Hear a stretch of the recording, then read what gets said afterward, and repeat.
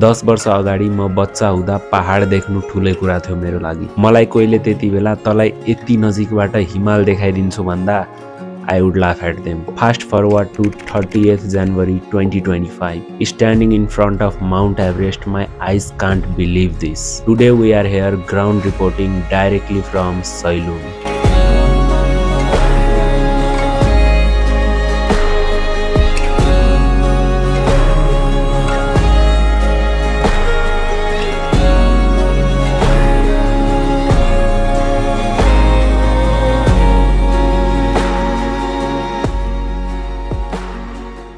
4 दिनपछि final exam छ हाम्रो। तयारी अलमोस्ट सबै भइसक्यो। अब निस्किहाल्छौँ हामी। टाइम पनि अलरेडी 10 बजिसकेको छ। हामी पाँचखाल बस्छौँ। So Sailung is almost 70 kilometre away from Panchkhal. And yes, हामी बाइकमा गइरहेछौँ। मेरो लागि बाइकमा गएको यो फर्स्ट लङ ट्रिप हो।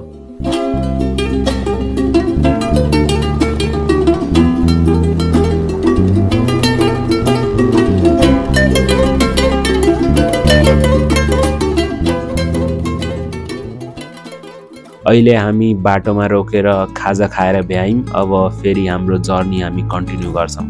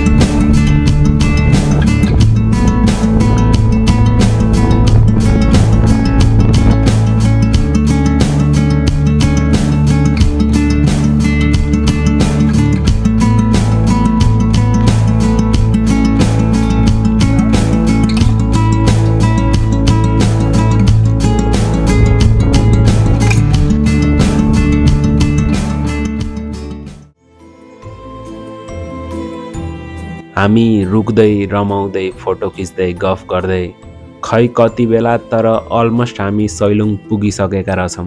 अहिले हामी बाटोमा रुकेका छौँ। फोटो सुट भइरहेछ। रमाइलो छ नजारा।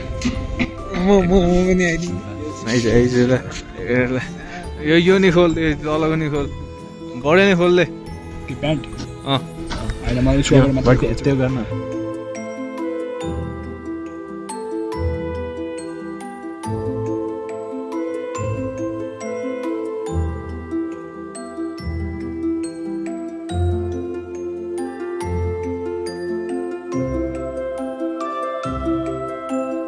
बाइक चाहिँ यहीँसम्म लान मिल्छ रे। अब यहाँभन्दा माथि 1 घन्टा हामीले हिँडेर ट्रेक गर्नुपर्छ।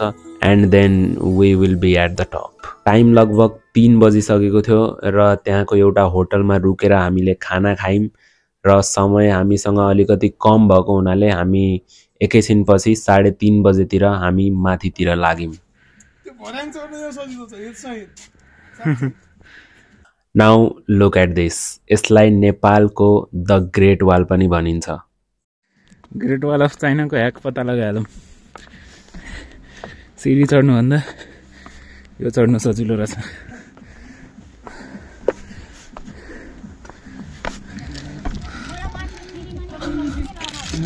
सबै कटिङ डेट छैन क्या यसको।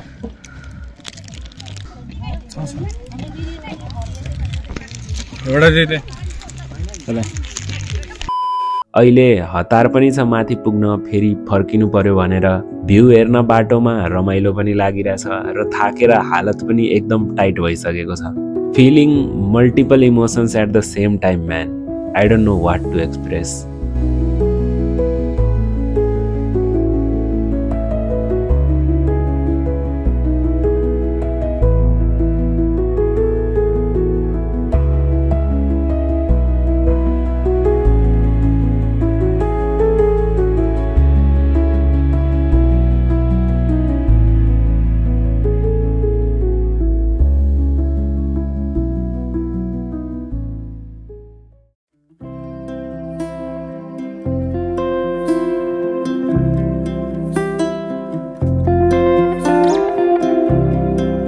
And finally here we are at the top 3100 मिटरको हाइटमा छ मैले हामी। यहाँ माथि एउटा स्टुपा जस्तो छ।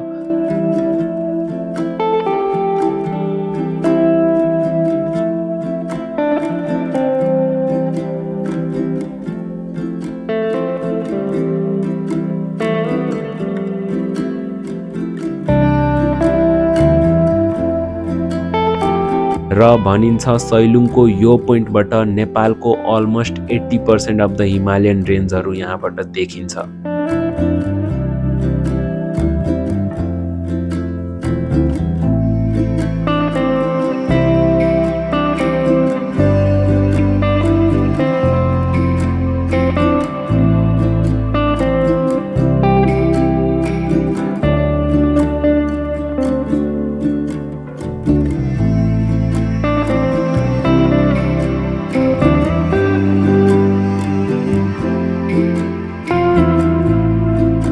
अब चाहिँ हामी ओर्लिनुपर्छ। सनसेट हुनभन्दा अगाडि हामी आफ्नो बाइक राखेको ठाउँमा पुग्नुपर्छ, किनकि यहाँ राति बस्नलाई खासै राम्रो व्यवस्था छैन। तल होटल पनि एउटै छ, त्यहाँ खाना पनि उस्तै, बत्ती सत्ती केही थिएन दिनभरि। फोनको चार्ज पनि लगभग सकिन लाग्यो, त्यही भएर हामी आजै फर्किहाल्छौँ। अब फर्किँदाको म नाइट भ्यू थोरै देखाइदिन्छु तपाईँलाई।